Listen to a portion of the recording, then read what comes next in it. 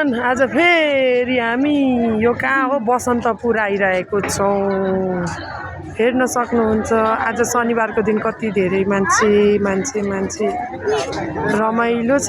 जाडो महिनामा घाम ताप्दै यहाँ स्टलहरू पनि राखेको छ, कल्चर वाइज स्टलहरू छ,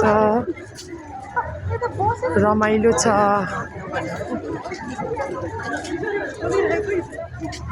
यहाँ हाम्रो शान्तिजी हुनुहुन्छ, यहाँ देख्न सक्नुहुन्छ कति राम्रो राम्रो सामानहरू।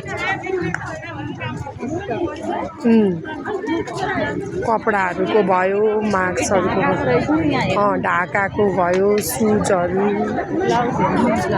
ढाकाको ब्लाउज, ढाकाको के भन्छ यो ओढ्ने, सानो फ्रकहरू, बच्चाहरूको भोटो, कति राम्रो छ।